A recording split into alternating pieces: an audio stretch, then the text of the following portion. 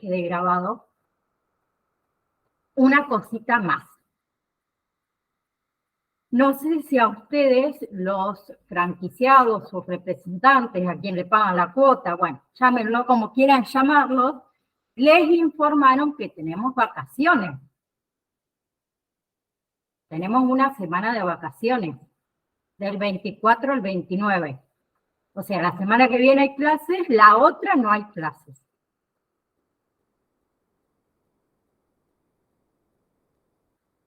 Yo estoy así, y así hice como vos, ni idea. El martes me enteré de eso, así que les aclaro que del 24 al 29, esa semana no van a tener clases. O sea,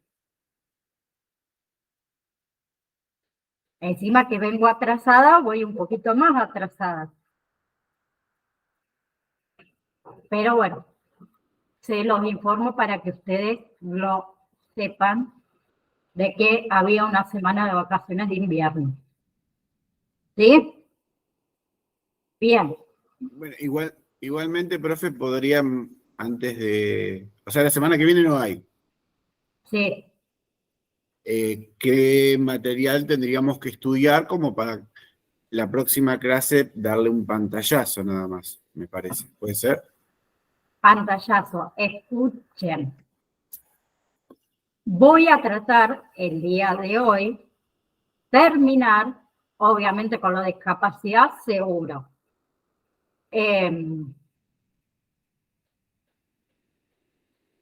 Voy a ver si les puedo terminar de dar también lo que es acompañamiento terapéutico en la niñez, que me quedaría ver las adecuaciones curriculares, todo eso, y terminar o comenzar con bullying, intimidación y maltrato entre alumnos para terminarlo la clase próxima, y ahí ya ustedes, la semana de vacaciones, pueden hacer el examen número 4. ¿Se entendió? Sí, sí, sí. ¿Listo? ¿Arranco? Bien. Habíamos quedado la clase pasada, como les dije, habíamos visto lo que era la diversidad. Les dije que la diversidad abarcaba múltiples aspectos, ¿sí? Desde las capacidades, desde las motivaciones, los intereses, las expectativas, el género, ¿sí? También entra lo que es religión, etnia, ideología, orígenes económicos. Diversidad es todo, ¿sí? Y diversidad también no es sinónimo de discapacidad. Como les dije en la clase anterior, yo no voy a ser igual a la misma persona que es ni Mati, ni Samuel, ni Julieta. Somos todos diversos y todos somos distintos. Bien, lo vamos a abarcar desde ese lado a la diversidad. Lo que sigue ahora es lo que es con respecto a, desde el ámbito escolar, desde la escuela y los terapéuticas. Por un lado, tenemos que poner en práctica todo lo que es el proyecto de inclusión, que no todos lo hacen. No todos, hablo desde la docencia, la educación, y desde ese aspecto. Entonces, lo que implica que debemos pensar en un proyecto pedagógico individual. ¿Sí? ¿Por qué digo individual? Porque ahí es donde el docente, el terapeuta y el docente de apoyo escolar tiene que contemplar el modo de aprender de cada uno, los tiempos de cada uno, las herramientas para desarrollar tantos objetivos y aprendizajes de cada uno individualmente. ¿Bien? Y en todo ese proyecto pedagógico individual también va a estar incluida que la familia, la escuela y los terapeutas que realicen la parte esa de rehabilitación. ¿Sí? También se va a evaluar si es necesario la incorporación de un docente de apoyo o de un acompañamiento terapéutico. ¿Sí? Y acá es donde quiero hacer la diferencia entre acompañante terapéutico y docente de apoyo a la inclusión. ¿Sí? El acompañante terapéutico, las funciones es de contención afectiva, emocional y conductual. ¿Sí? Se trabaja en pos de la autonomía, la toma de decisiones, las reflexiones de esas posibles consecuencias, mejora también lo que es la calidad vincular, ayuda en situaciones, por ejemplo, de ansiedad, a tolerar las frustraciones.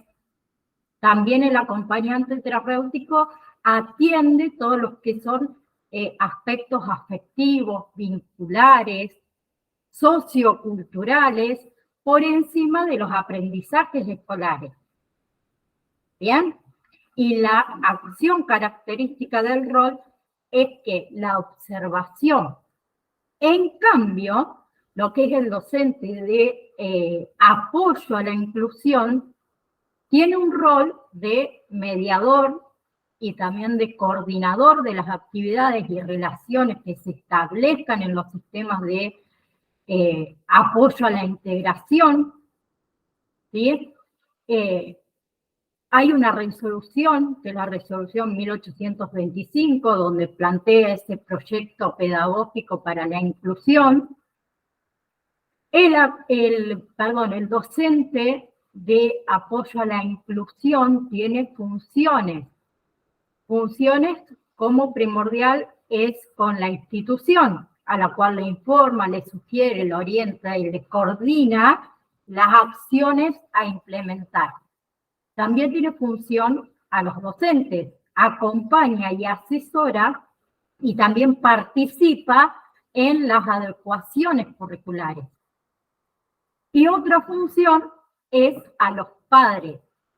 ¿Por qué? Porque el docente de apoyo a la inclusión facilita lo que es el acercamiento y participación en los procesos educativos. ¿Sí? Por otro lado, también sabemos que hoy en la actualidad hay muchos niños, ya que estamos hablando de la escuela, que tienen certificado de discapacidad, que le permite acceder a los tratamientos de manera continua, dependiendo también de las mutuales. Acuérdense siempre de eso, que es un caos. ¿Bien? ¿Hasta ahí vamos? No estoy. Empezamos con lo que es síndrome de Down. Síndrome de Down es una afección en la que una persona tiene un cromosoma adicional o una parte adicional de un cromosoma. Bien, esa copia adicional cambia la forma en que se desarrolla el cuerpo y el cerebro de un bebé. Y eso puede causar desafíos tanto mentales como físicos durante la vida. Aunque las personas con síndrome de Down pueden actuar y verse de manera similar, cada persona tiene habilidades diferentes. ¿Pero qué causa el síndrome de Down? Los cromosomas en sí son pequeños paquetes en las células que contienen genes. Los genes contienen ¿qué? Información llamada ADN, que controla cómo se ve y cómo funciona el cuerpo.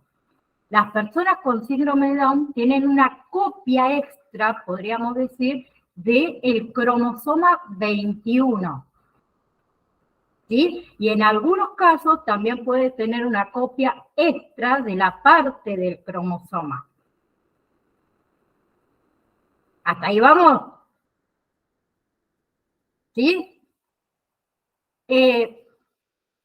Otra cosa que les quería decir con respecto a síndrome de Down es que muchas personas con síndrome de Down, los signos físicos comunes tienen signos físicos comunes y tienen dentro de todo una vida saludable. Pero hay algunas personas que pueden tener uno o más defectos de nacimiento u otros problemas de salud. ¿Bien? Por favor, no me compartan pantalla. ¿Quién me está compartiendo pantalla? Slim, me aparece.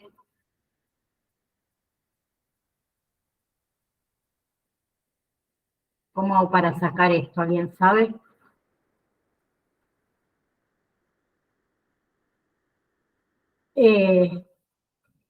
Estela, por favor, no me compartas pantalla.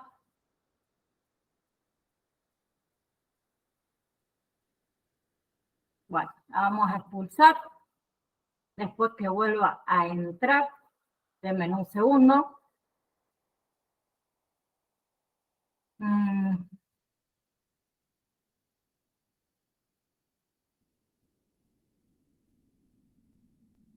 Ahí está.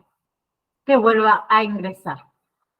Entonces, le decía, ¿qué otros problemas causa el síndrome de Down? Puede causar en algunas personas algún otro problema, como es, por ejemplo, pérdida de la audición, ¿sí? Infecciones de oído, puede causar algunas enfermedades de los ojos, ¿sí? Obesidad, problemas en lo que es la parte superior de la columna, problemas digestivos. Bien, también puede causar defectos cardíacos congénitos. ¿Sí? ¿Bien? ¿Sí? Con respecto al síndrome de Down, tiene características. Poca capacidad para controlar o inhibir conductas. Persistencia también en la conducta y resistencia a los cambios. Dificultad para sostener la atención. ¿Sí? Y en algunos casos también dificultades en el lenguaje. Por otro lado, tenemos retraso mental o discapacidad intelectual. Es un trastorno que se caracteriza por una calificación considerable baja en las pruebas de habilidad mental y por limitación, obviamente, también en áreas de autodirección, actividades escolares, laborales, de recreación. ¿Sí? Habilidades comunes en la vida diaria también, sociales, de comunicación. La discapacidad intelectual en sí afecta entre el 1% al 3% de la población y existen también muchas causas de dificultad intelectual. Tenemos factores de riesgo que están asociados a esas causas, como por ejemplo infecciones que mayormente están presentes al nacer, ocurren después del nacimiento, anomalías cromosómicas como es el síndrome de Down, ¿sí? La nutrición, la desnutrición, también puede llevar a una discapacidad intelectual. ¿Bien? Y obviamente, por otro lado, tenemos las tóxicas, la exposición al alcohol, a la cocaína, a las anfetaminas, a otras drogas, algún traumatismo antes o después del nacimiento. Y por otro lado, tenemos esas famosas causas inexplicables donde los médicos realmente desconocen la razón en sí de la discapacidad intelectual o retraso mental. De acuerdo también a su gravedad, se clasifican en leve, moderado, grave y profundo. Tenemos las leves, que se manifiestan en las escuelas cuando se hace evidente que las habilidades necesarias para un buen desempeño escolar están por debajo del promedio de sus compañeros. Por otro lado, tenemos el moderado, que se evidencia por un desarrollo limitado de lo que es el lenguaje. Y el grave y profundo, que se acompaña generalmente de marcadas dificultades motoras, ¿sí? Patologías también del sistema nervioso central y enfermedades orgánicas detectables. Bien, también en las graves y profundas, las personas tienen un lenguaje escaso o muchas veces también nulo. ¿Sí? ¿Qué se hace para detectar si una persona realmente tiene alguna dificultad intelectual o retraso mental? Se hacen mediciones de coeficiente intelectual que le van a dar el grado de retraso. ¿Bien? Eso se hace a través de un test, el test psicométrico. ¿Sí? Por otro lado, tenemos lo que es el déficit de atención. El déficit de atención es un trastorno neuroconductual. ¿Bien? Más frecuente en quién? En los niños. Y de no ser tratado puede traer consecuencias emocionales, laborales y económicas. ¿Sí? Lo que sucede es que dificulta focalizar la atención y mantenerse por ciertos periodos prolongados atento a algo. Quien la padece realmente suele que distraerse con cualquier estímulo irrelevante. ¿Bien?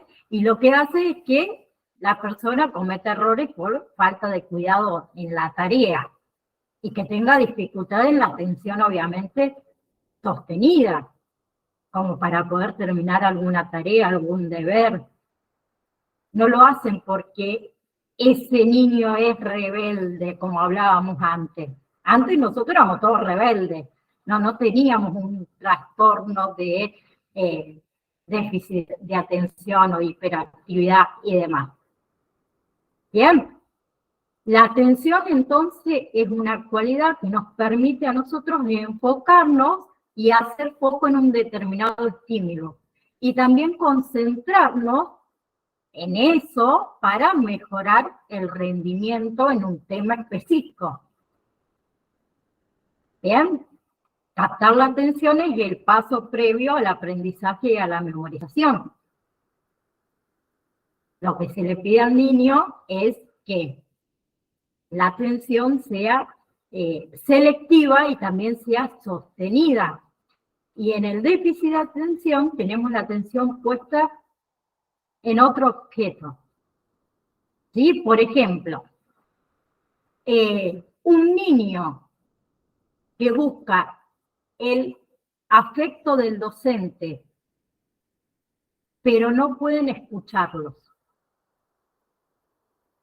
Los niños, por ejemplo, atentos a las miradas de los otros. Los niños víctimas de situaciones de violencia. Y por otro lado tenemos la hiperactividad. Los niños que se mueven, ¿para qué se mueven tanto? Para sentirse vivos. ¿Sí? ¿Y qué predomina? Las manifestaciones a través del cuerpo y de la acción en la hiperactividad.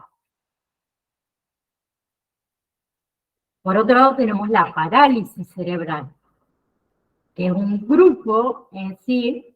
Ahí te dejo, Danisa. La parálisis cerebral en sí es un grupo de trastornos que causa problemas del movimiento, del equilibrio y también de la postura. ¿Afecta a qué? A la corteza motora del cerebro, la parte de ese órgano que dirige el movimiento muscular. Hay diferentes tipos de parálisis que existen. Por ejemplo, la parálisis cerebral atáxica, que causa en sí problemas en el equilibrio y la coordinación.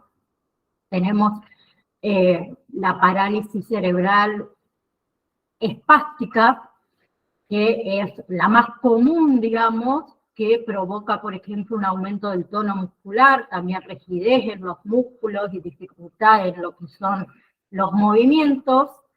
Y la otra parálisis cerebral es la parálisis cerebral discinética, que causa problemas para controlar el movimiento de las manos, los brazos, los pies y las piernas. O sea, dificulta a la persona estar sentado y caminar. ¿Bien? Antes que la deje a la compañera que hable, les comento que entonces la parálisis cerebral es una pérdida de la función muscular, que puede ser temporal o puede ser también permanente, puede ser localizada o puede ser generalizada de ambos lados del cuerpo o también de un solo lado, la hemiplegia, por ejemplo. Y puede afectar tanto lo que son los miembros superiores e inferiores, que la cuadriplegia, perdón, se me había ido, y los miembros inferiores solamente, por ejemplo, la paraplegia.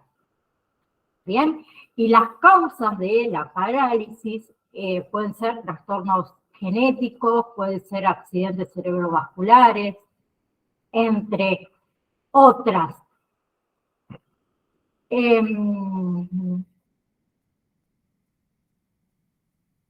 Otra cosa que le quería decir de la parálisis, que ya me había ido yo también, es quién está en riesgo de tener, por ejemplo, una parálisis cerebral.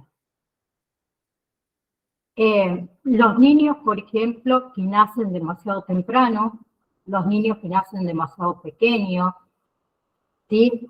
Ser gemelo u otro tipo de nacimiento múltiple, tener problemas durante el parto, convulsiones, por ejemplo, exposiciones a toxinas, bien, problemas de salud en las personas gestantes, o sea, en la embarazada, como es la tiroides. Sí, Danisa, habían levantado la mano. Hola, profesora. No me veo, ¿por qué no me dicen que la cámara la tengo en Miami? Ay, porque te escuchamos y sabemos que sos vos. No me quieren ver. Bueno, se me va, chicos. Igual ya les aviso que me compré una compu nueva, así que después me van a ver toda bella y no se me va a mover nada. Sos bella, sos bella. Porque invierto en mí. Muy bien. Dani, te quería preguntar que también que vos nos comentabas con síndrome de Down, que podía tener déficit de atención y otros trastornos, y autismo también, porque hay cosas que se asemejan con algunos autismos, por ejemplo, el déficit de atención o la mirada perdida, que no prestan atención. O sea, no significa que una persona... O hiperactividad. Eso. Claro. Son dos trastornos diferentes. No significa que una persona con síndrome de Down tenga, no sé, déficit de atención. No claro, claro, ¿sí? Lo que te pregunto es eso, que tiene síndrome de Down o otra persona que tiene autismo, ¿puede tener déficit de atención o no? O no. Sea, claro. O sea, no presentan todo lo mismo, pero... Como dijimos, diversidad y todos somos diferentes. Sí, se presenta así, o sea, cuando dan un diagnóstico dicen síndrome de Down, pero también empiezan a aparecer estos otros. Esos otros trastornos que se superponen, podríamos decirlo. Eso. Entonces, de esa manera. Cuando estamos con un niño, o bueno, después un adulto que a veces lo supera o a veces no, a estas situaciones, si hace algún tratamiento, tenemos que que hacer esta observación y ver cada trastorno que tiene como para después poder trabajarlo. Como yo digo, siempre por separado. Ajá. Ahí O sea, está. primero vamos a ver todo en conjunto, sí, obviamente. Por eso damos cada uno de los trastornos por separado. Lo que está bueno es que nosotras podamos darnos cuenta según sus signos y sus síntomas, que no en todos son iguales, siempre los signos y síntomas yo los doy generalizados, obviamente, algunos los pueden tener y otros no, y hay ciertos trastornos que los síntomas son muy similares y es difícil decir, me parece que esta persona tiene X trastornos, por eso obviamente está la gente más capacitada que nosotros como psicólogos, psiquiatras y otros tipos de médicos, pero sí siempre estar atentos a esos pequeños indicios que el otro nos puede estar dando. Sí, ahí está. Gracias. Siempre. Gracias. Eso es. ¿Se entendió?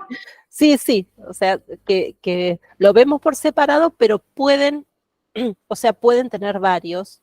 Y ahí es cuando nos centramos en la persona. Gracias. Es lo mismo que pasa con el déficit de atención. Una cosa es el déficit de atención y otra cosa es el déficit de atención e hiperactividad. Sí, sí. Así es. Muchísimas Yo gracias. creo que tengo los dos, pero bueno, no me lo diagnosticaron todavía. Creo que tendría que ir, ¿no? A mí me costó el momento de esperar por eso, porque tengo... ansioso, claro. No puedo prestar atención, pero hago mucho esfuerzo y lo logré. Todos. Mati, decime. Bueno, hola a todos. Bueno, casualmente una de las faltas que yo tuve el jueves pasado fue por este tipo de tema, que tuvimos un curso con la gente del CILSA y hablaban sobre todos los tipos de patologías, retrasos madurativos, retraso mental, moderado, grave, síndrome de Down, bueno. Y respondiendo a lo que decía Danisa, en la patología, la que tenga síndrome de Down, autismo, pero se pueden ser similares los síntomas. La patología es autismo, pero puede tener similitudes de síntomas al síndrome de Down. ¿Sí? O sea que por ejemplo, un niño con síndrome de Down puede ser hiperkinético y un chico con autismo puede ser hiperkinético también. O sea que, en definitiva, puede pasar todo lo que le pasa a las distintas patologías, nada más que tienen un nombre. ¿Sí? Ya están diagnosticados con una patología, pero pueden tener similares de cosas y en su trastorno, ¿no es cierto? Eso fue una de las causas y una de las cosas que hablaron en el tema en CILSA, que fue muy interesante el tema de la inclusión y todo lo que se está hablando acá. Fue maravilloso, maravilloso. Que lo filmé, después sí se puede bajar para que ustedes lo vean, me pareció muy interesante. Así que, nada, eso. Si lo tenés, creo que el grupo de WhatsApp está abierto, lo podés enviar, te doy el ok. Dale, listo. Pero sí, es así como dice Mati. ¿Qué pasa con cualquier tipo de enfermedad? Chicos, vamos al médico porque, no sé, me duele el estómago y me duele la cabeza, para mí tengo un ataque al hígado y resulta que no es un ataque al hígado lo que tengo. Tengo otra cosa y los síntomas son los mismos.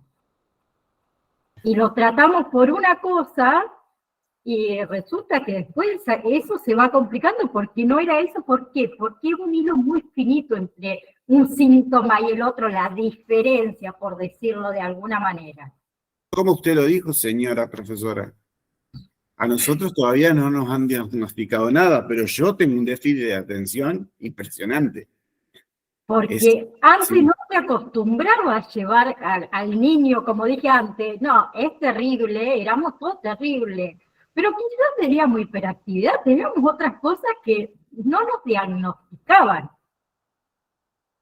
Y tampoco un padre se tomaba el tiempo de decir, no, a mi hijo a lo mejor le sucede algo, lo llevo, no sé, pongo por decir, a una sesión de una psicopedagoga, alguien que me ayude, que sepa más que uno. No, ni en Pepe. Ni en Pepe. Y no le ibas a decir al padre, bueno, hoy en día también suele pasar mucho, de que a tu hijo a lo mejor le está pasando algo. No, mi hijo es normal, es así, es por la edad. No, no, a nosotros nos daban 2 cachetadas y si no nos quedábamos en el molde, mamita, pues llevábamos a casa. Yo, por ejemplo, tengo Pues no está bien. trastorno de ansiedad generalizada. ¿Diagnosticado, Mati? Sí. Una de las cosas que tengo, por ejemplo, es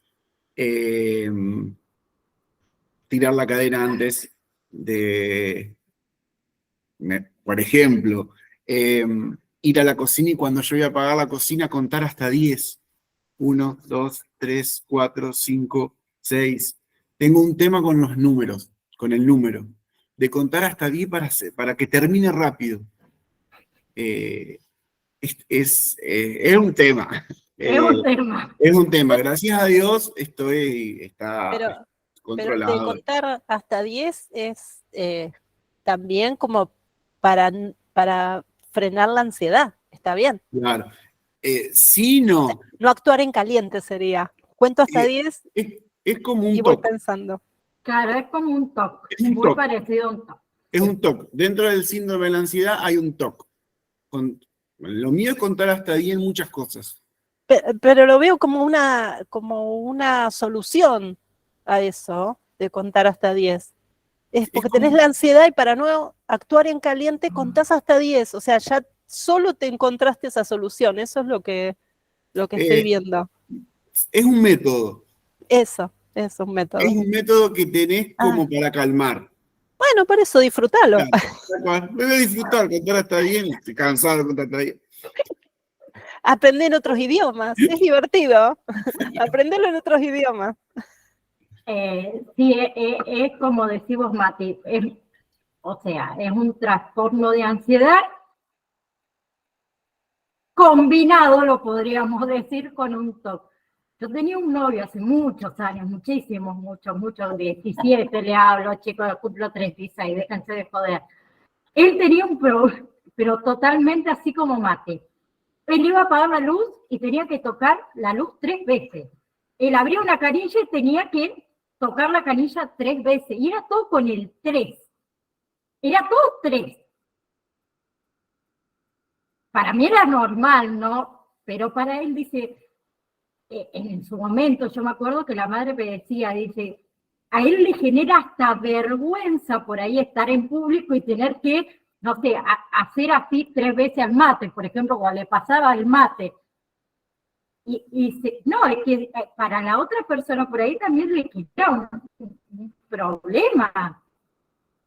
Que los demás vean 3 veces así, ¿y por qué lo haces? ¿Y qué pasó? ¿Sí? Se me fue todo, chicos. Lo interesante de todo esto, de que estamos hablando del síndrome de Down, retraso mental moderado, mucha gente se confunde cuando dice parálisis cerebral, lo confunde como que el chico no es pensante. Y es todo lo contrario. Son sumamente inteligentes, muy inteligentes, adquieren una capacidad de comunicación increíble. Lo que tienen es la parte muscular y motriz. Claro, nosotros hablamos porque al decir cerebral ya nos imaginamos el cerebro no piensa, no. La parálisis cerebral solo afecta que movimientos, el equilibrio y la postura corporal, nada más.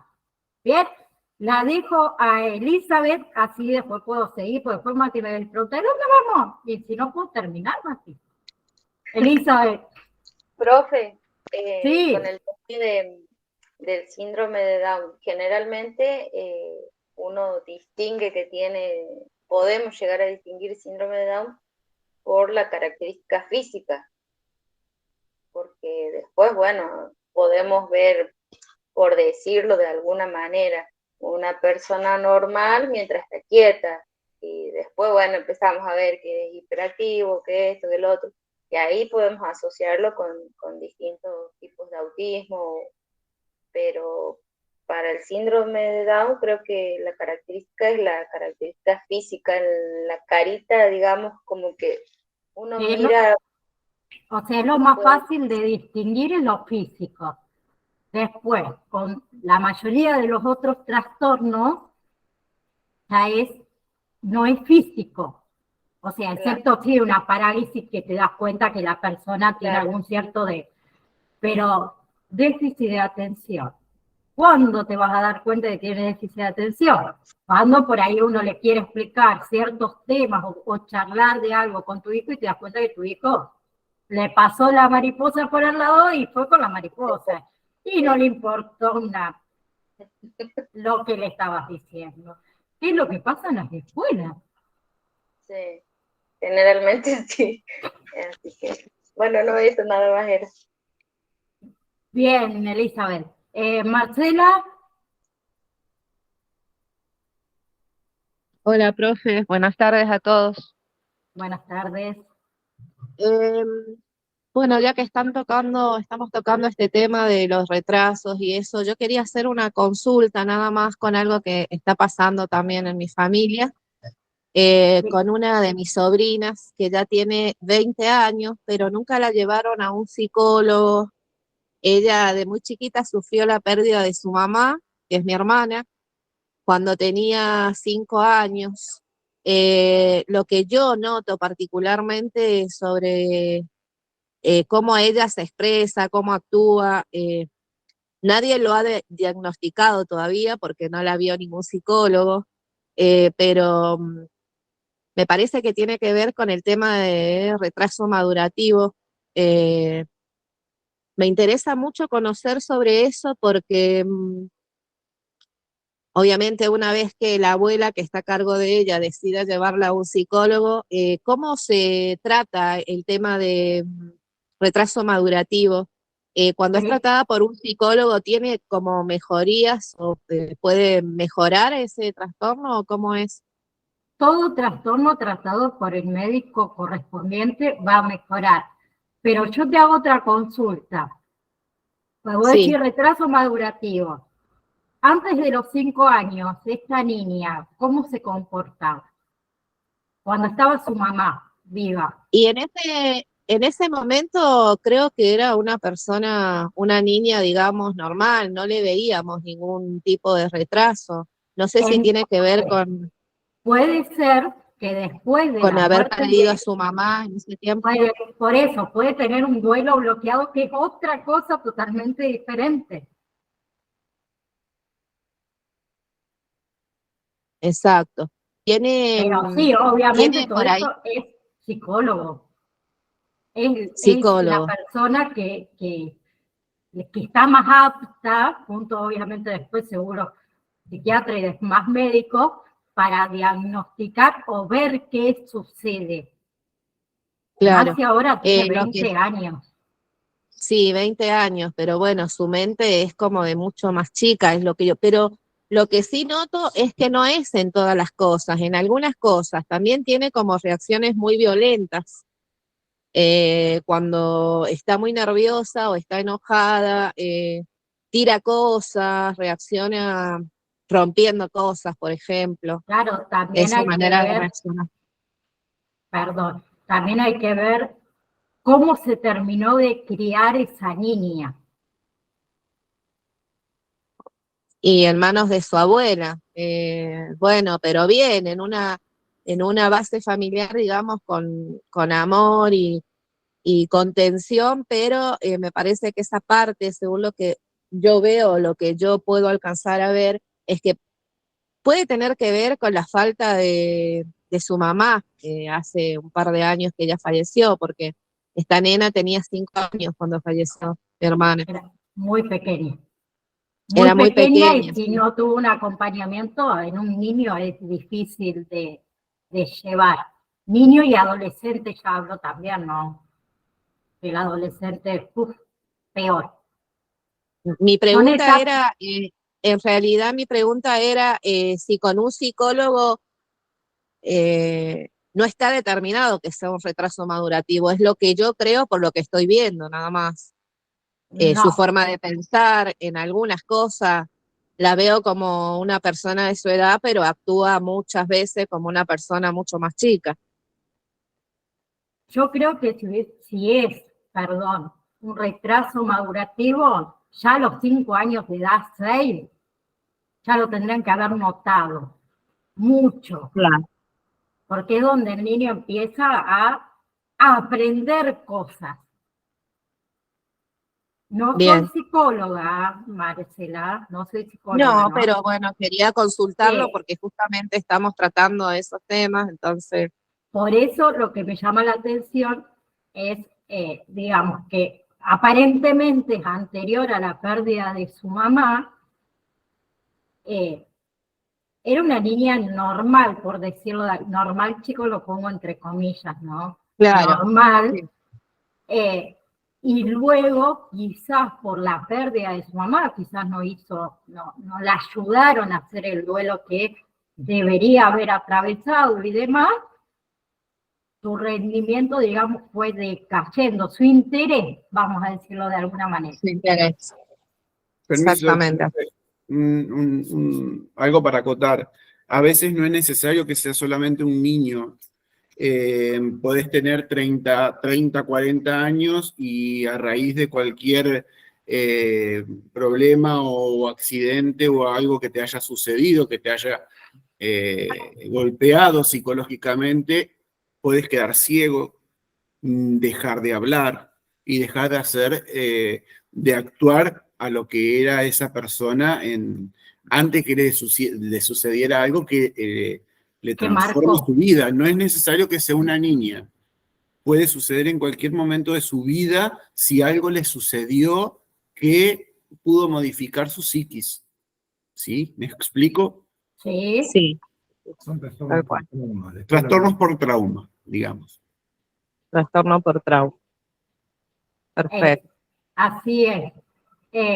A lo que yo me refería con respecto a los niños y adolescentes, que estamos en la etapa que aprendemos y demás, y es cuando, en este caso, cuando, digamos, más necesitamos, por decirlo de alguna manera, a nuestros padres. Y bueno, sucedió justo en esta etapa que es difícil, por eso no creo que sea un retraso madurativo, quizá tenga algo más que ver con esto, de la pérdida de su madre, el acompañamiento que quizá a lo mejor debería haber tenido y no lo tuvo, entender lo que pasó. Bien, Gracias, profe. de nada.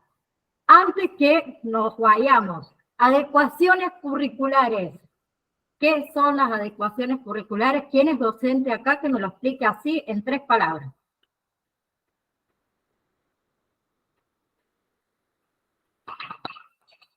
Chan, chan, chan, chan, chan, chan, chan, chan. ¿Nadie? Yo no soy docente, digamos, Dale, Mati, vos sabés. pero al hablar de adecuaciones curriculares, da a entender a dar ciertas materias o ciertas currículas acorde a al niño, a su patología o a lo que tiene. Lo veo de esa manera, no soy docente todavía. Bien, Algo así, bien. adaptar algo para que el niño lo pueda entender o un adolescente.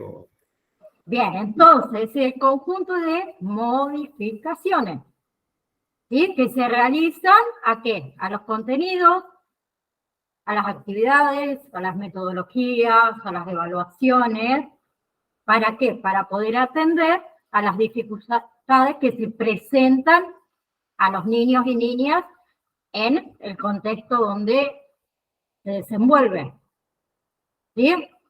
Entonces, las adecuaciones curriculares constituyen la estrategia educativa para alcanzar los propósitos de enseñanza.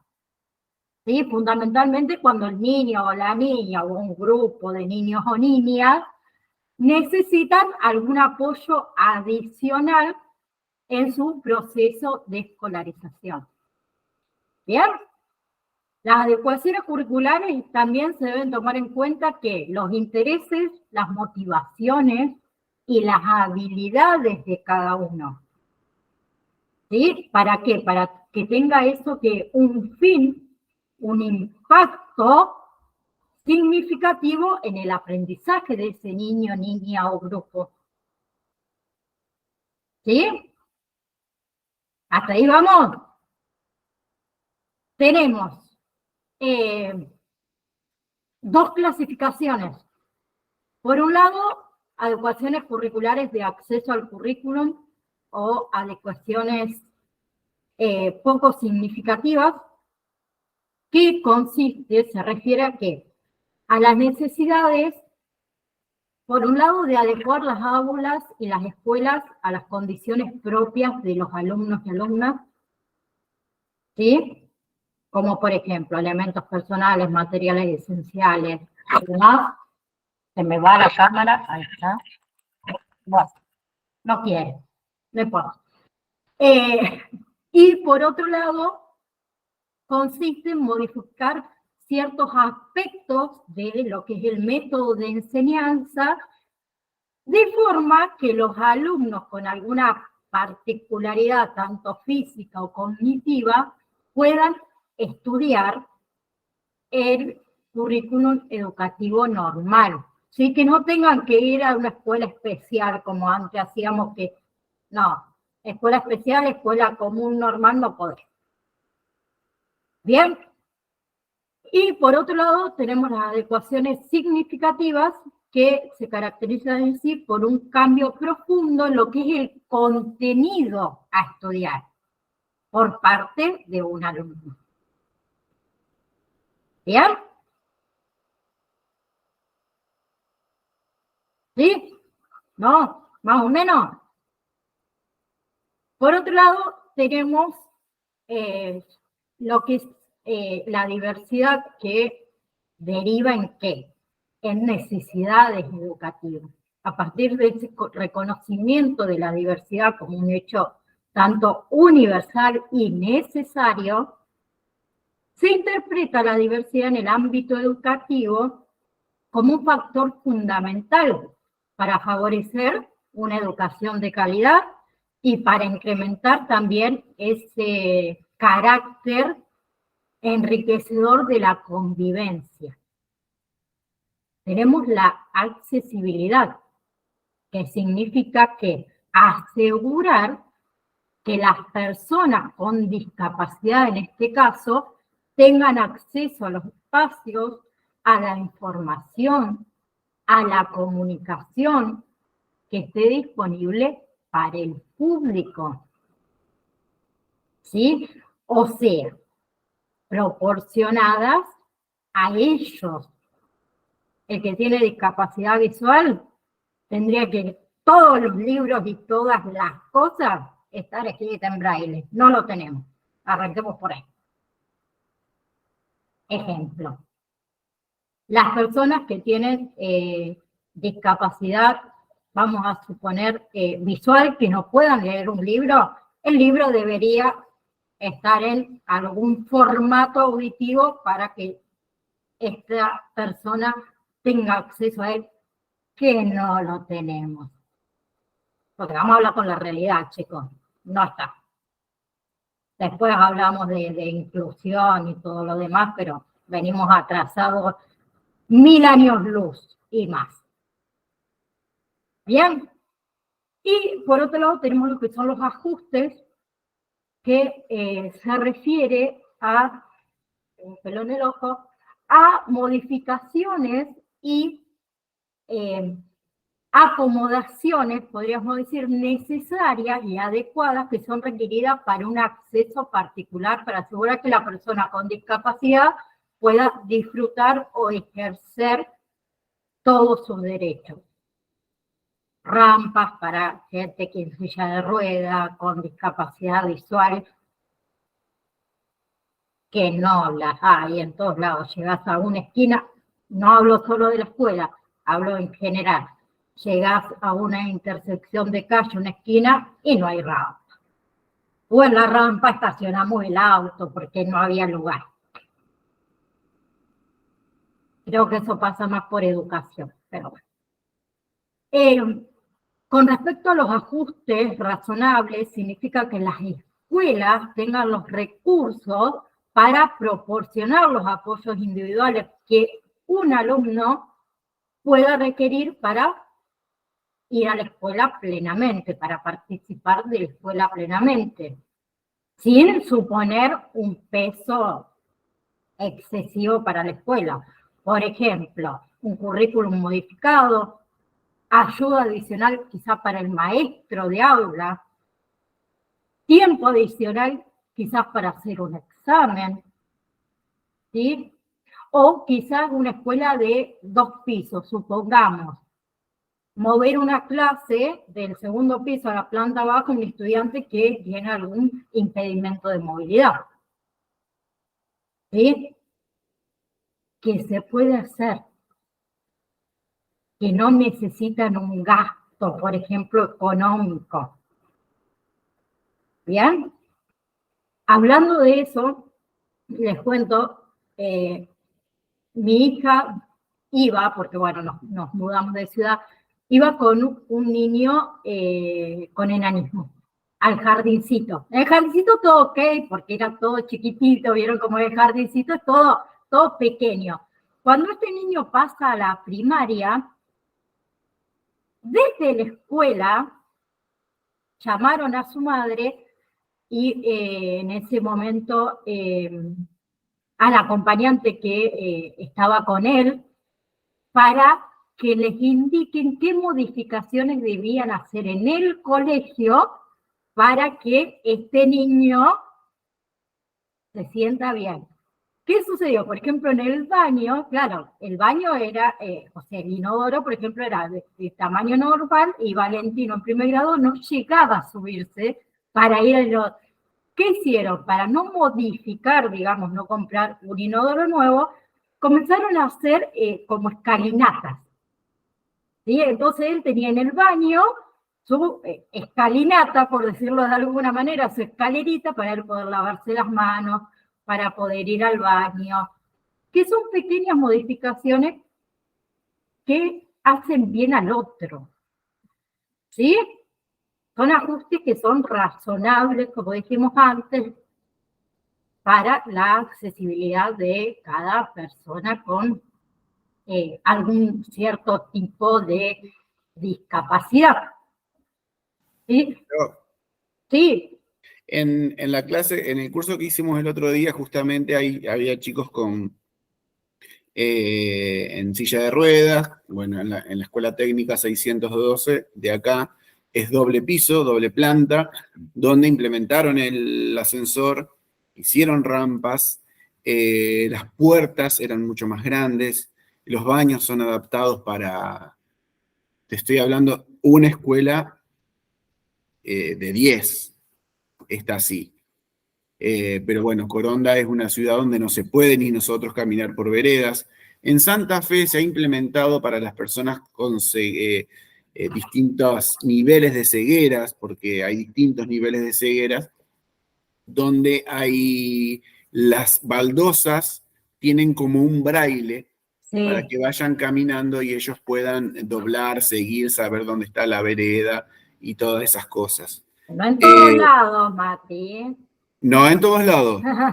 En la calle del centro. En 2 o 3 cuadras nomás, no en todos lados. ¿No? Sí. Y después mostraron unos videos con respecto a cuando un hombre va a comprar y va a la caja y lo atiende una chica con síndrome de Down.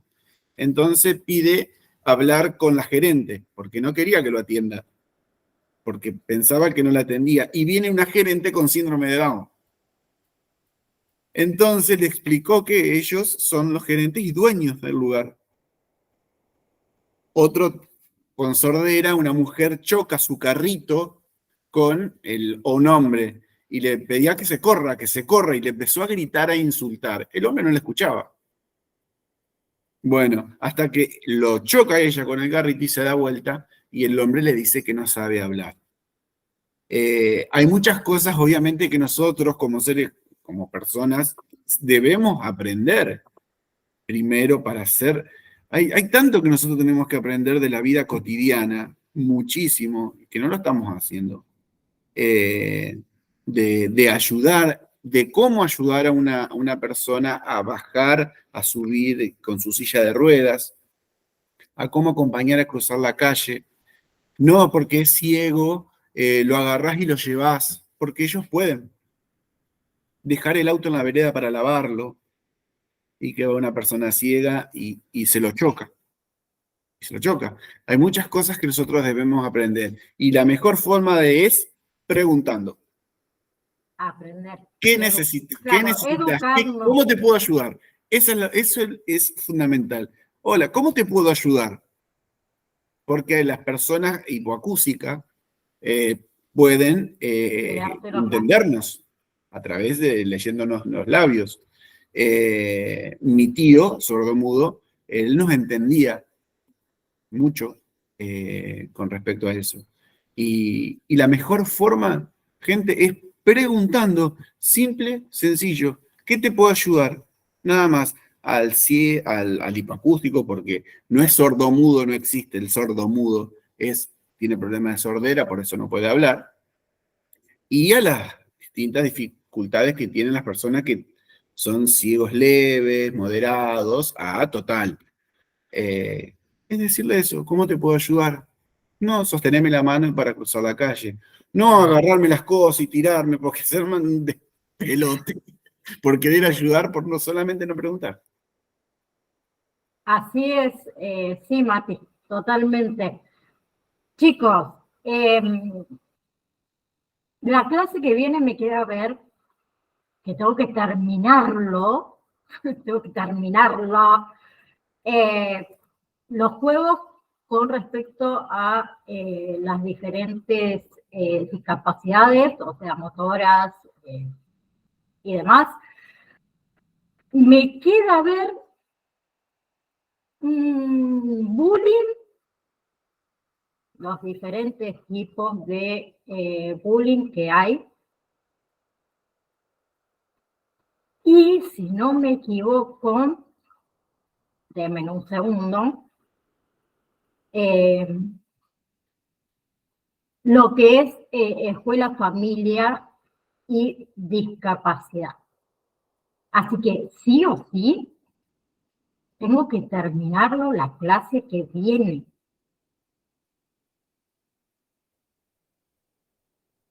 Bien, porque después vamos a tener esa semana de vacaciones donde yo quiero que ustedes aprovechen a ponerse al día con los exámenes, además de que voy a habilitar el cuarto examen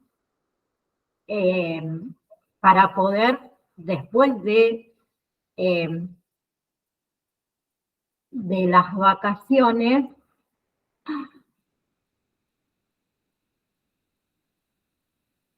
sí, para poder, perdón, estaba pensando, para poder después de las vacaciones empezar con psicogerontología, que es toda la parte de lo que es la vejez, ¿sí?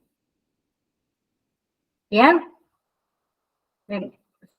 Sí, Mati, no me hagas señas de lo que falta, que ya sé. La próxima no hablamos nada. No, claro, yo iba a decir eso. Yo le voy a echar la culpa a Mati, a Danisa, a Elizabeth también, bueno, te va a quedar atrás. Así que los demás, Samuel también por ahí me mete un par de bocados ahí en el medio, así que también lo metemos en el medio. ya sé que me queda un montón, pero no me apuren, me hacen sentir mal. Pero bueno, les prometo que yo les voy a meter toda la pata vida y por haber. Y denme un segundo. Más si así vamos a terminar con segundo.